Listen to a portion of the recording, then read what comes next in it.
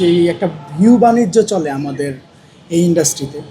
আসলে আমরা অনেক সময় প্রযোজনা প্রতিষ্ঠান থেকে এমন এমন কিছু আমাদের মানে বলে করতে আমরা হয়তো বা অনেক সময় অনেক ডিরেক্টর করে ফেলি, কিন্তু আসলে ভিউ বাণিজ্যটা না দেখে ভালো গল্প যদি আমরা বানাই, দর্শক যে ভালো গল্প দেখে এটাই তা আমাদের গল্পের মোস্তাক কামাল রাজ ভাইয়ের প্রমাণ।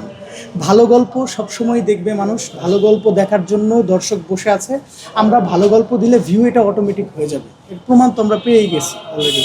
এই এই 18 ঘন্টায় লাস্ট এপিসোড আমি দেখছি প্রায় 10 মিলিয়ন ভিউজ। এটা আসলে বাংলাদেশের রেকর্ড। এটা আসলে পুরোটা ক্রেডিট হচ্ছে গিয়ে মোস্তফা কামাল রাজ ভাইয়ের। থ্যাংক ইউ ভাই, আপনি আমাদের সবার চোখ খুলে দিছেন।